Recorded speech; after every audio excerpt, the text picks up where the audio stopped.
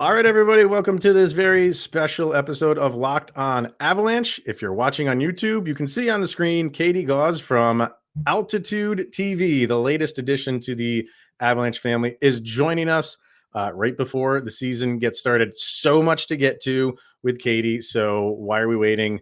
Let's jump right into it. You're Locked on Avalanche, your daily podcast on the Colorado Avalanche. Part of the Locked On Podcast Network, your team every day.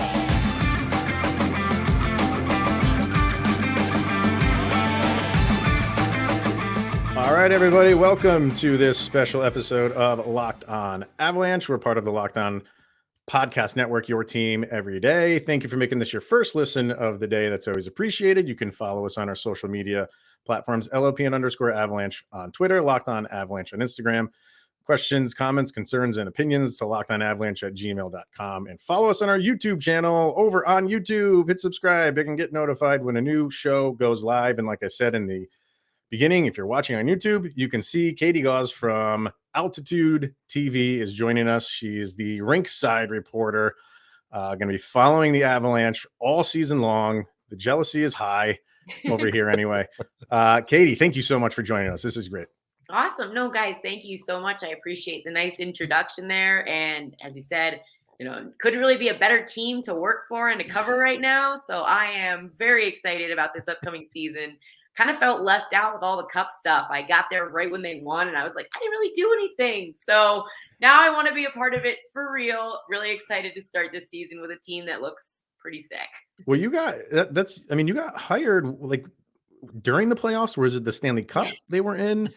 Right. Yeah. So I flew out here during the Western Conference final, and my first official day of work was game 1 of the Stanley Cup final. So I'm pretty sure no one could ask for more than that as a hockey fan and as a reporter, all of the good things.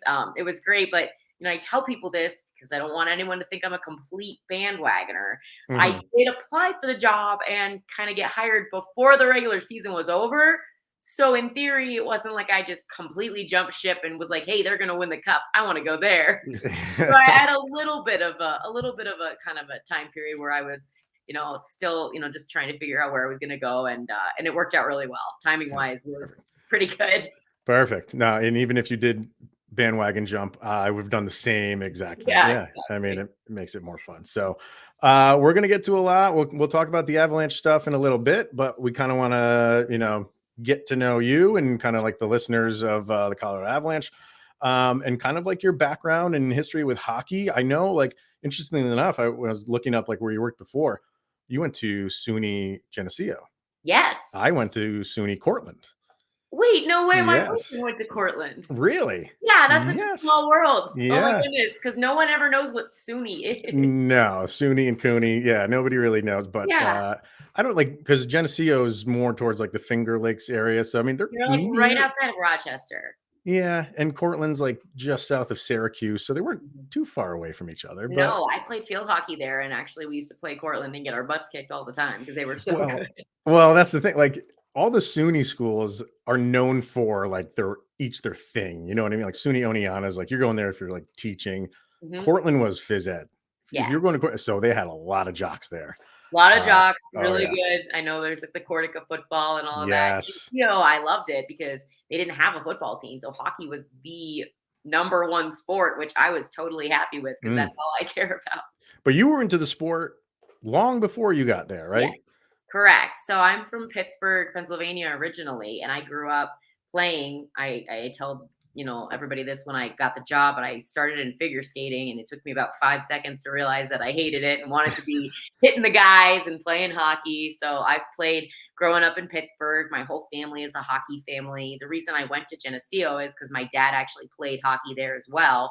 So it's all hockey all the time. But I switched to field hockey when I was in high school because they didn't have girls hockey yet. So even in Pittsburgh, it was still not quite there.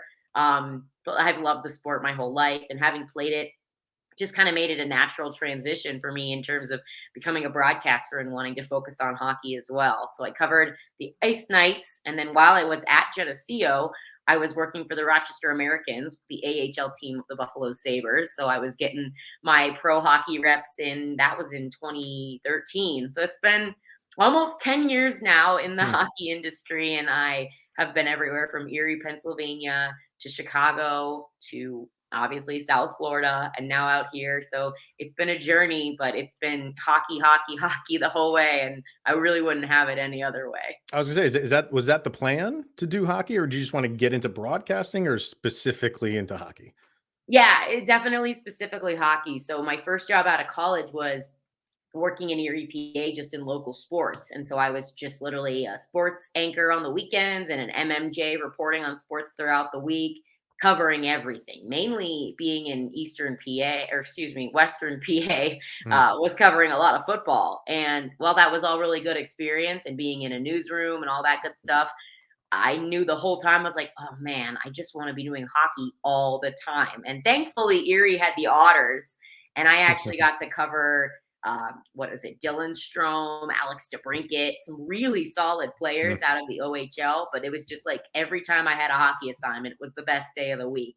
So I figured, okay, let's just do this full time because I love all the sports, but hockey's the passion and Yeah. I'm better at it, be good at one thing or, or be good at everything or what be great at one One thing. thing, And right? that was kind of my mantra. Like I just like hockey so much more than everything else. We're with you there. But Yeah. yeah, that's kind of like the background and the story. And when I got the job out of Florida, I was actually running media for the USHL, which is the top tier junior league in the United States. So, there's players now that I get to cover as an NHL reporter who I had when they were little kids and juniors. Hmm. And so that's kind of one of my favorite parts of this job is being able to say like I've kind of covered all the levels and I've gotten to watch the progression of the players, which is to me really cool. And PA represent, by the way. You Yeah. had your SUNY moment, so I'm Northeast PA. Yeah. So, Okay, there you go. but you talk about falling in love with hockey. What was your moment falling in love with the game of hockey? What was that light bulb moment where you're like, this is how I'm going to be for the rest of my This is the life? greatest sport ever. Yeah. Yeah, well, for sure. I think it's kind of like twofold, right? So there was like the hockey itself moment, like where I knew I wanted to play it. And like I was always like a huge tomboy. So like for me, like figure skating was such a mismatch. And my brother had actually already, though he was younger than me, but he had already started playing because my dad had him in skates like 2 years old. And I had to work to convince them to let me play. But it was just being in the rink and like spending all that time there. Like I still am a rink rat. Like I just love being in a hockey rink. I don't care what I'm watching. It's just something about the atmosphere, the community of hockey. I know all sports can be small worlds, but I truly believe hockey is the smallest of them all. And I love that everywhere I've ever gone and every team I've ever played on or watched my brother play on, people. And it's really cool to Mm. constantly be connecting and have that camaraderie around one sport. But from the broadcasting standpoint, in terms of like actually being like, oh wow, like this is going to be my career, because you can love a sport, but you don't necessarily do it for your job. I was Yeah. fortunate enough to love hockey.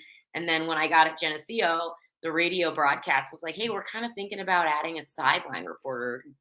And I hadn't done anything at this point. So I'm thinking, okay, sure, I don't know what to expect. But the moment that I stood between the benches and did my first interview and felt that like adrenaline rush and being there, like that close watching the game, Mm. I just knew like I was hooked on the feeling of it and immediately just knew like this is what I want to do for the rest of my life. So that was kind of like my aha moment. It's crazy to think the first time I did it, I already knew it, but it's really true. I remember calling my mom and being like, I just had the best night of my life. And I got the internships and the pro experience. It just kept getting better as I went on. Right. Yeah, and you're lucky enough to do it for your career. That's awesome. So, Yes, and most of your jobs that you've had are East Coast, right? Like, correct. so was coming out west calculated? Was it something that you wanted to do? Was it just something? Was it Avalanche or nothing? Like, or were you looking at other spots on the West Coast? What was the decision behind that? No, for me, it was legitimately just career opportunity and like wanting to, like knowing I wanted to make a move. I loved my time in Florida and working with Bally Sports. But the other girl who does what I do, she had been there a really long time and is amazing and became one of my best friends. But also, I knew that as long as she was there doing that, I was kind of always going to be a little bit blocked.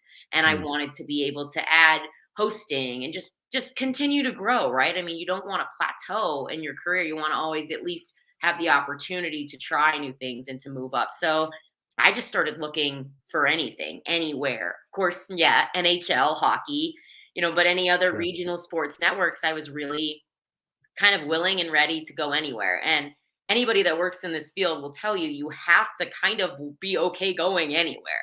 Yeah. I got lucky in my first job being near home in Pittsburgh, but then Chicago and then Florida. I mean, you have to be kind of okay with the fact that at least when you're getting established, you're going to have to travel and you're going to have to make it work. And so when this opportunity with altitude came up, the sideline reporting, all the road trips, all the hosting, working on like the sports betting show they have, You Bet Tonight, and getting to add that to my resume. There was just a million different things that made it a good career move. And, the place was kind of secondary, but Mm. the team being sick definitely helped. Yeah. It was certainly something I thought about, no question. I mean, I've worked for long enough that I know how much better your job can be in this field when you're covering a good team, right? Like I've Sure. had the other side of it. I know it can be a lot harder than this. So having only positive things to say and good stories to tell is certainly a blessing when you're a reporter. But no, honest to God, it was really just this opportunity with altitude was so great. And then the crew they have, I mean, the guys I get to work with, they're amazing. Mm. And it was kind of just a no-brainer. Yeah, I mean, that's the one thing that I think a lot of people forget is a lot of like broadcasters and reporters, the team that they're covering isn't necessarily like their quote unquote favorite team. Yeah. You know what I mean? Like it'd be so difficult for me. I'm lucky enough to cover my favorite team. So, but like Right. if someone came and was like, hey, we have a job to cover, the Minnesota Wild, I would be like, I don't know if I can do that. But if it Right. betters your career, you should look into it. So it's kind of tough being in that world growing up, having these favorite teams. And if you want to get into the industry, it's a very real possibility that that's not going to be the team that you cover. Yeah, I kind of learned early on in the career that you start to just become fans more of like players and stuff because Hmm. they travel around kind of a lot just as much as you do. So you start to know players that you like, but when you're working in this every single day, not that you ever get like sick of hockey, but you kind of get to a point where you almost aren't a fan by default because like you're just surrounded by it constantly that you Everything. don't feel like a fandom, you feel a part of it, which is why I've always really enjoyed working, like closely with teams as opposed to being just a completely outside media member because, you definitely can build relationships better and it helps you, you're not like a fan, but you're rooting for them because them, if they do well, you get to do well. Like your Sure. job is better because of the way they do. So I'd say that I cheer for teams, not necessarily out of fandom, but out of knowing that their success means my job is easier. Absolutely. All right. So let's end this segment with a lightning round of questions going to be thrown at you. Perfect. So maybe get to know a little bit more about Katie Gaus. All right. So cats or dogs? Dogs. Dogs. Hot or cold? What?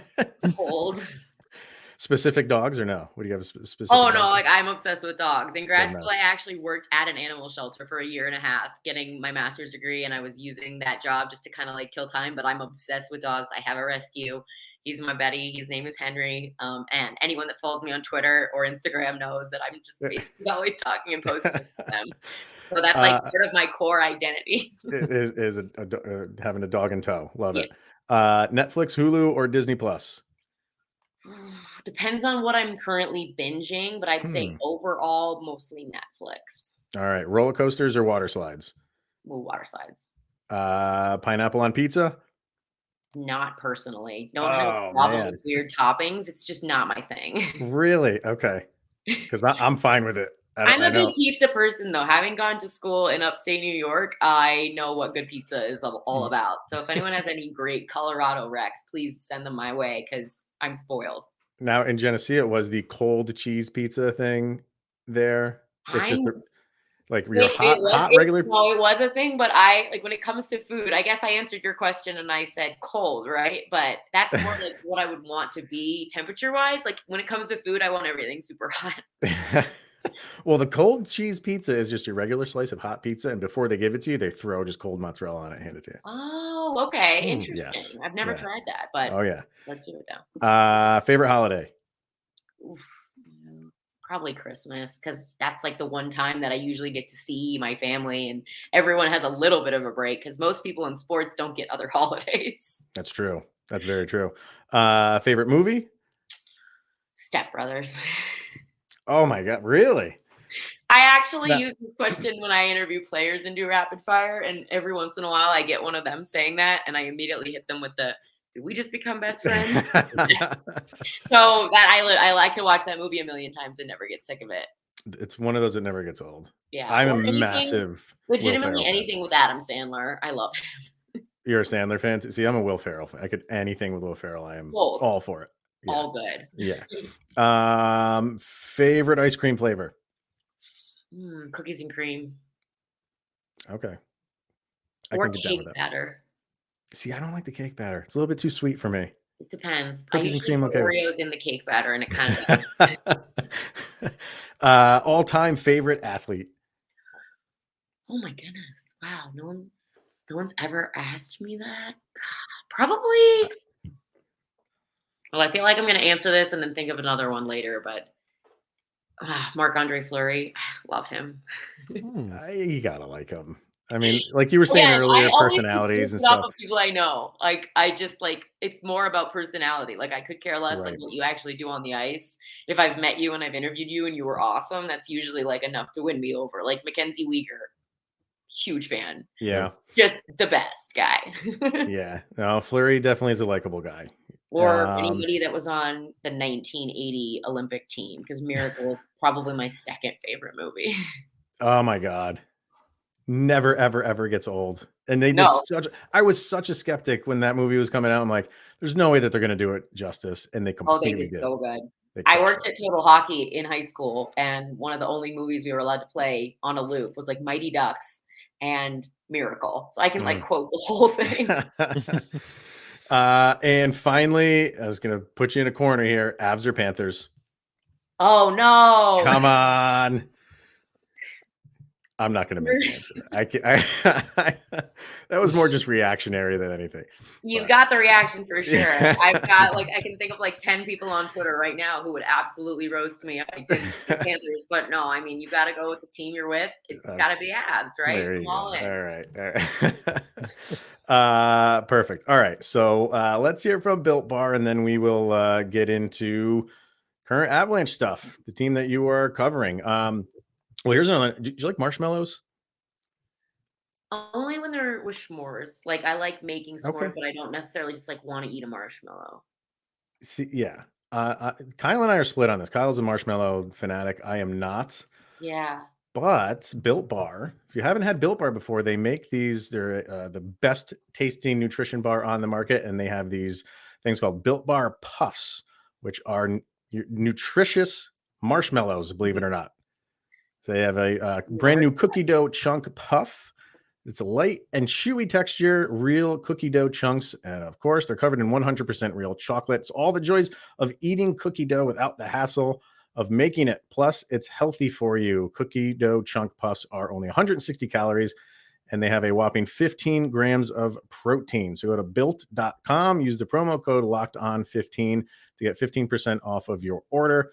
Once again, it's built.com. Use promo code LOCKEDON15 for 15% off of your order. Okay. Yeah. So you are fully entrenched with the Avalanche now. Yes. And any trade secrets going on from you to Coach Bednar about the Florida Panthers? Anything that he should know about? No, but I mean, you know what's great is, and I've been already telling everybody I'm so excited about this because so for Altitude, because of TNT getting national games, we aren't actually broadcasting the home opener. Oh, So our first broadcast of the year is in Calgary, where I will be going and seeing two of my best pals, Jonathan Huberdeau and Mackenzie Weegar. Yeah. Wow. So for me, I'm like planning out all my stories and like my in-game hits, and I'm just like, I've got the insight on this one. Like I can give them every Weegar Huberdeau thing they need to know. I actually just even tweeted out. I said I'm doing some scientific research today for an upcoming story. Who would you rather have on your team, Huberdeau or Tkachuk? Because I'm really curious to hear what people think. And right now, I'm pretty sure all the Panthers fans are voting up and picking Kachuk, but Sure. I'm looking forward to seeing those two guys, and I think it's going to be a really interesting first game because both teams are coming in with, a lot to prove. The Avs being defending champs and Calgary just being what seems like poised to be better than ever. So that game to me, to be the first broadcast, is about as good as you can get. It's Yeah. pretty intriguing stuff Are you- between Kadri storyline, the new guys on Yes. the team. I mean, that's going to have a lot of there's a lot of emotional drama in one game just to kick things off. Good. And can you tell something about, like, you mentioned you're joining the team like Stanley Cup game 1. Is Mhm. there something about the Denver buzz, the vibe, the way that just the entire city embraces this team? Can you tell there's this constant buzz going forward from what you experienced day 1 on the job in the Stanley Cup into this next season? Oh, 100%. So even before I was officially like clocked in on the job, I came out for the Western Conference final and got to see some of the games at Ball Arena. And I literally looked to my boss and said to him, "Oh my gosh, I've never experienced anything like this." It was awesome. I mean, that atmosphere, I genuinely had chills the whole game between just the way they watch games was really awesome for me, being a person that really appreciates all the nuances of the game of hockey. They are not just watching this game and cheering when a goal is scored. They're cheering for good plays. They're cheering for all the little details like killing penalties and things I mean, just things that you realize, okay, like these are real fans. Like, these are hockey fans. These guys aren't just here to like cheer on a team and like have a good time. Like they love this game too. And so for me, having spent the last few years in Florida, where things are just different. It's not a traditional hockey market. You are getting a more different mix of fans who maybe just don't know the game as well. It doesn't mean they're not good fans. It's just a different way of watching. Coming out here, I was like, oh man, I'm in heaven right now. This is a really cool opportunity to be covering a team. And as a reporter, it's neat to know that your fans understand the game more because it allows you to explain it, in a better way. You know that you don't have to dumb things down. Right? I mean, you can really dive into it. So I can tell that there's a really cool following here. Actually, I told someone this story. My first week living here, they had given me like an Avs hat just as like a welcome package. And I went to like TJ Maxx and was just like waiting in line, and someone started immediately talking to me about Avs hockey. Just because you own the hat. Just because of the hat. And Yeah. I'm like, oh my gosh, like they have no idea like what I'm even out here to do. Like, they didn't know what they just started conversation wise. I was like, oh, here we go. But Right. I'd never really had that happen as much in Florida. So it was a really cool experience just to be like, again, of course, it's the playoffs, it's the Western Conference final, Cup final. There's more attention than ever. But still just to have people, constantly engaging and talking about Avalanche, like that was really, really awesome and got me pretty pumped up for what kind of fan base I get to work with now. And that's that's the difference in the fan base. Is there a difference between the teams, between the Florida Panthers and how they prepare compared to how the Avalanche do with their coaching staff and Jared Bednar? Is there any like glaring differences between them? You know what? I'd say actually there's really not a ton because I mean, nowadays the NHL, it's such a well-run, I mean, like it's pro hockey. I mean, there's so much detail and so much focus. And I mean, between like the strength and conditioning and the nutrition, I mean, everything is a science at this point. Because you've got these high-level athletes. You have to be completely like, professional and dialed into the way you're approaching every day. What I'll say is really cool and has been similar is the way they practice. Even at training camp, I said right away, "Oh my gosh, they're going 100 miles an hour! Like this is full speed ahead." And that's how they practice because that's how they play. Panthers were the same way. These are practices where you're like, "Whoa, I'm tired from watching that." Like Yeah. these guys go full speed, and that's their identity. That's their game. So for me, I actually think it was a kind of an easy transition in terms of team identity. I'm not going from a fast Panthers team to a trap team that locks it Right. down and tries to win by one. Like these guys are high offense. They've got incredibly skilled moving D. So in terms of that, it was actually a really easy transition and a lot of similarities. Yeah, you can easily see that in the way these two teams matched up last year, and it's something we talk about all the time. Was that Oh Avalanche man.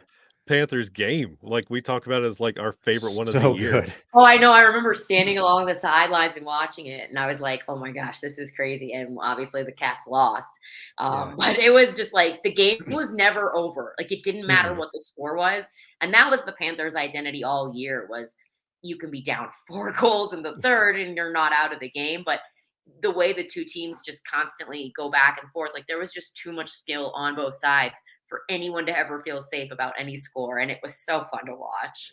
It was one of those games, I think it was in December, if I'm Mhm. not mistaken.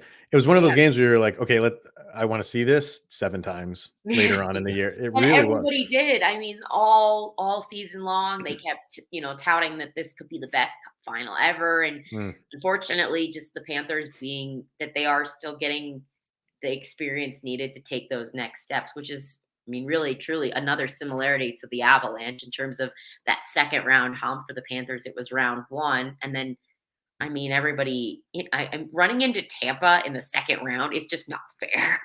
But that's Yeah. the way it was, and they were definitely still learning lessons because even the series against Washington with the Cats should not have gone the way it did. It should have been a much Mm. easier road, but they're still learning what playoff hockey looks like.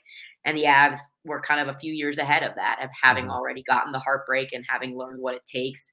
But yeah, I think anybody would have been down for Oh, 7 it'd of been those. awesome. And I mean, truthfully, Tampa delivered pretty well as well. Absolutely. No, that was great. One of the big things, obviously, in Avs camp is who's going to be the 2C, and it seems like it's going towards Alex Newhook. Mhm. Um, did you get any sense that with Nazem Kadri leaving, that there was any like dwelling on that, or was it just Mhm. that was his decision and they picked up and just moved on pretty quickly?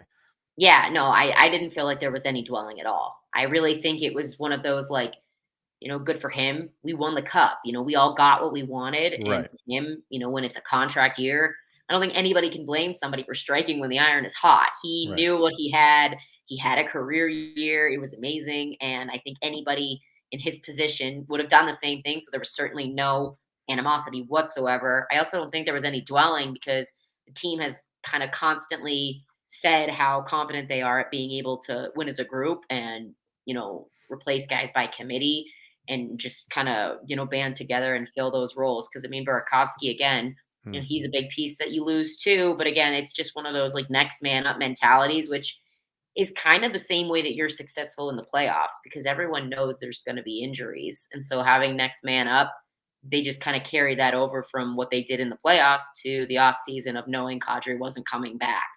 And I think the moves they made are kind of interesting, bringing in like Rodriguez. Like they're making it clear that Newhook is sort of being given this chance, and he's done everything to earn it by proving himself as he's taken these strides, playing full seasons in the league. But at the same time, they're not putting too much pressure on him by bringing in a guy like Rodriguez to help with support. He looks like he'll be the 3C, but there's just a lot of options. And I think that's kind of the nice thing is that this Avs team is just so confident with who they are overall as a group that everyone's just like, yeah, wherever they need me. Like they're not like, oh, I want to be the 2C because I want to be, it's just, Right. I want to help the team. And wherever I Right. can be and wherever I can play my role to be the best for this group, that's what they want to do. And right now it's New Hook. I've seen a lot of different articles coming out about how people really think this could be a breakout year. Like he could be a surprise player taking the next step. So I'm excited to see what he can do with the opportunity. And so far he's looked good. Do you But feel like there's still everywhere. yeah, and talking to him to Alex Newhook, do you feel like his confidence levels there? Oh, absolutely. The first thing I Good. asked him at camp was, you're getting the first crack at 2C. Like that has to boost you up right away. Like Mhm. knowing they came into camp and were immediately like, hey, you did a great job. Here's your chance. We're rewarding you. To be the guy they go to automatically, especially at his age, like where confidence and the mental game is still a huge part of things. I think that gave him a huge boost and he's been kind of like flying around off that high. I Yes. think I interviewed him in preseason, even said, I was like, you're flying around, like you're Yeah. killing it right now. And he's like, thanks. But he really is feeling good. And so hopefully that good feeling just carries over because so far, he's looked really good with the options that they've given him. So to start. Good. And you mentioned the win as a group mentality, and as Chris mentioned, like the confidence aspect of everything. Going into this camp and approaching this season, this is the first year the Avalanche will be the defending champion. They've never had to experience this. Do you feel any kind of extra weight or intensity, or what's the vibe like? How are they approaching that this year? Because that's a question mark a lot of Avalanche fans have. How will this team react to being the defending Stanley Cup champion with a bullseye on their back? Do you feel that kind of pressure in the locker room and how they're approaching practices and training camp? Yeah, no, for sure. It's a really good question. And that's one that I asked every single guy that came into our room on media day, because it's like one of the first things you think of. Like, now you've got that target, you're the measuring stick. Every team wants to give you their best game, yada, yada. I mean, there's a million different cliches for it, but it's true and it warrants asking. And every single guy almost had like an identical answer that it's not about them, it's just about us, which is like a total hockey cliche. But I mean, I Right. do genuinely believe they feel that way. I think they're looking at it as a cool challenge, and I think a great way for them to also measure internally. Like, okay, if we're getting the best games, it's going to be great for us to measure ourselves. The guy who actually gave me my favorite answer for this question wasn't on the team last year. It was Evan Rodriguez. And I asked about being on a team, that is defending that title and coming in with extra pressure. And he goes, I think it's a great thing because it gets you ready for the playoffs. If you Yeah. coach all year and you're not getting hard games, maybe you're not quite as ready and as geared up for that start. And everyone knows I think the first round is the hardest, just no matter who you are. So I really liked that he gave that answer because I think it's true. If you're getting the best game all year, then you're certainly going to be ready for whatever teams can throw at you come postseason. Yeah, you say the first round's the hardest, and all the Toronto Maple Leafs fans are just nodding their head. Yeah. Yeah. The other big story for the Avs is obviously the goalie situation. So, anything that you're noticing about that? Like Georgiev, I think both these guys in the preseason have had ups and downs. The last game that each of them played was very good, so that's good. You want to do that heading into the regular season, Right. but just kind of like the mindsets of them two and the Avs regarding the goalie situation. Yeah, absolutely. So the first impression immediately is like how hungry Georgiev is. I mean, when you Mhm. ask him about it, he's like, I've wanted to be the starting goalie my whole life. Like, Sure. that's my career goal, is to be the guy. And from what I've heard and talked to some of the different coaches on the staff about, he's one of the hardest working goalies they've ever had within their system. So that's awesome to hear that he is like out here, not just, showing up and being like, I want this job, but like, I'm going to do everything I can to make sure I get it. For him, I think what's been interesting, and he's addressed it as well, is that it's a very different system. He's working with a totally higher quality of defense overall, just from top to bottom. Obviously, the Rangers, have Fox and there's some skill guys, but now he's got this incredible decor that's just going to be a pleasure, I think, for him to work with. But they are different, and so he's talked about having to learn little tweaks, understanding the way that their system is, and conversely, talking to the defense, they've had to adjust to the type of goalie that he is as well. They talked a lot about how he is not similar to Kemper, who would more be big and swallow up pucks and not be a big rebound guy, whereas Georgiev really likes to kick pucks out. He's a Mhm. lot more active. He's said he kind of considers himself more of like a Lundqvist-esque style goalie, which is very different. And so that's something that everyone kind of has to adjust to. But in terms of, just the situation in the tandem, I think Francouz is just as hungry and wants to be, Sure. wants to be the guy as well. So healthy competition, I guess you can kind of say that. I think we see it a lot in the league where guys, they're both skilled and they could both arguably make a case for their starting position.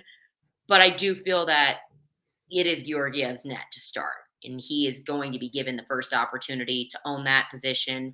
Francouz has done such a good, better job than anyone really as a backup. And you look at his playoff performances, 6-0, he never lost. That's incredible. Mm. But I think you bring in Georgiev, and the part of him wanting to come here and re-sign here was he was given a promise in a way of like, this, you're at least going to get the chance. Like, you're going to have the first crack at it.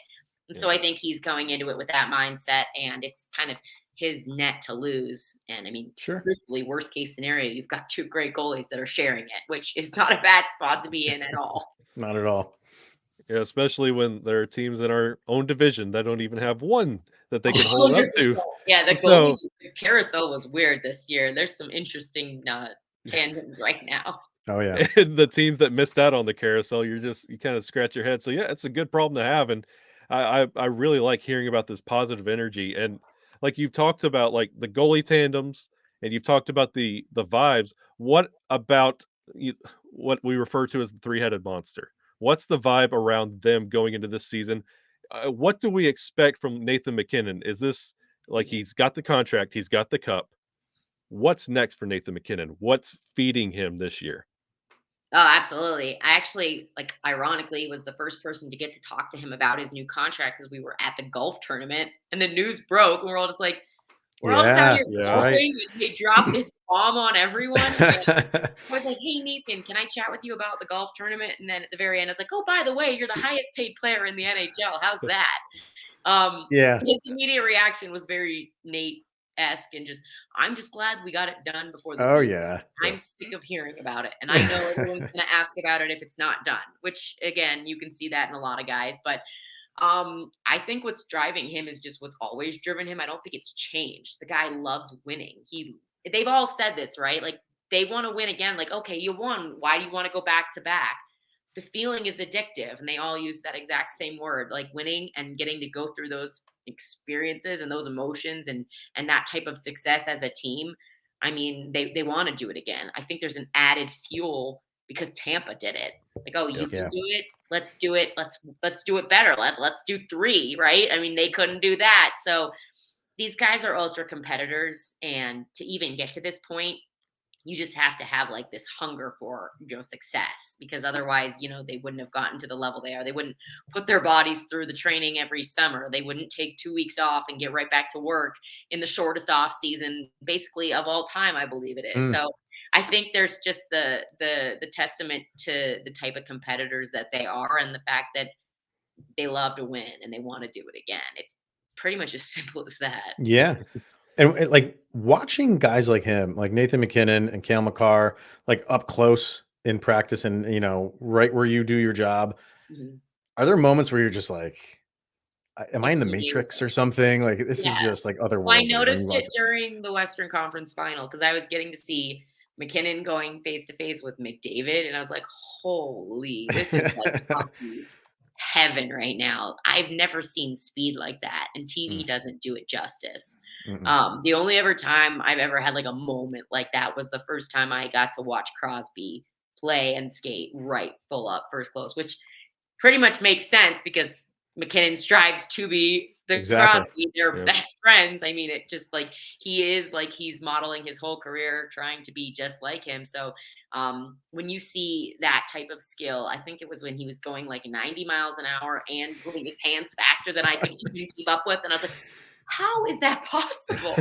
I mean, you shouldn't even be able to do that. It's crazy.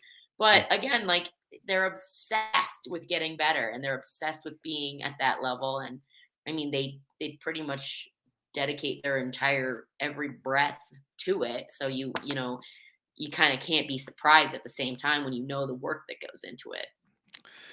It's incredible to watch. Yeah. Yeah. So far, anybody that's been like favorites to interview on the Sure. Avs. Yeah. I'm in my head. I feel like you're going to say one specific person, but is there anybody that you and you know what? Overall, it seems like the Avalanche are a pretty welcoming team to the press. I was just You gonna know what say I mean? that. And I mean, for Yeah. me, like I was so spoiled to have spent 3 years with the Panthers and had the relationships that I do, where I felt so comfortable, and they were just, I mean, they truly were an amazing group. And of course, you have your favorites, but I even said this right after media day because it was basically my first chance to really meet them. Oh my gosh, these guys were so nice. Not one person, not one person was unwelcoming, uncomfortable, unapproachable. It was truly like, considering what I was coming from, I had like a really high bar in terms of teams and what I expect from guys, and they actually met it and exceeded it. I mean, it was a really great group. That being said, I would say right now some of the favorites in terms of just like initial interactions, Logan O'Connor, super nice guy. Bo Okay. Byram is amazingly fun to chat with. Okay. The only one I haven't gotten to actually interview yet is EJ and Landy, like one-on-one. Those were my only two. And I know EJ, like personality-wise, is probably going to be a favorite because I see him on social and what he did with the cup and the slip inside. I mean, he seems like a great one, but I haven't even gotten my first one-on-one chat with him yet. That was my guess. Yeah, I kind of, when you said that, I was like, I bet it's EJ. I know he's great. I just haven't gotten my chance to chat with him yet. But I mean, legitimately, super great group. And I even asked somebody about it. I was like, well, these guys are great. And someone told me, Landy expects high character guys. Like he demands it, and he sets that standard himself. So like there aren't jerks because he doesn't allow it, and that's another reason why I feel like they have success, because there's not, egos. And that's a huge part when you've got a team full of this much skill. To not have egos floating around the room and to be on the same page it's pretty impressive. Captain being a captain right there. Yes, exactly. Yeah. No, it's nice that you don't have like a John Tortorella floating around the room that if you ask a question, you're like, oh, is he going to rip my head off for this one? No, I know. Yeah. And I've been lucky as a reporter too. I mean, over the course of my career because coaches are the scariest for sure. Because they're the ones that you have to talk to the most. And so if you get a coach who's tough like that, that's like a headache every day of your job and like a stressor, so for me, like I've had to, I worked with Quenneville all those years, unbelievable pro, like one of the best guys I've ever worked with. In the AHL, I had a great coach. So, and now with Bednar, incredible. So it's really, really nice to walk into a room or to have, a walk-off interview and not be like, oh no, like everyone's good. It's great. The hardest part is just when the guys are Euros and that there's going to be a little bit of a language barrier, especially when the season starts, because they just spent the whole summer speaking their native language and they got to remember all the English, terms and stuff. But sure, everybody's been really good. That's good. And if I don't ask this question, I might be sleeping on the couch tonight. What are the chances that you could get a meet and greet for my wife to meet Gabriel Landeskog? I'm still new here, so I'm working on my connections and the amount of pull that I have. But I'll certainly keep that one in the back of my mind, and I'll do my best. Landy is great, so I mean, I think he's a pretty friendly guy. But we'll see. So far, I haven't really gotten all my connections completely dialed in, but the first step is becoming friends with the equipment managers. That's how you really get your way in. Yes. And I've done that over the years. Yes. Yeah. I did my job. I just asked the question. You can check that box. Yes, exactly. All right, Katie. So congratulations. Welcome aboard, although you've been aboard for a little while now. But really, thank you for doing this. Good luck this year. And then we'll probably reconnect after the season's over and look back on how everything went. Hopefully we have some fun new Stanley Cup stories to tell. That would be great. That would be great. Why don't you throw out there where people can follow you? Sure. So you can follow me on Twitter at Katie_Gaus and on Instagram at KatieGaus58. Awesome. Yeah. Have a good season. We will definitely be watching. And thank you everybody for tuning in and making this your first listen of the day.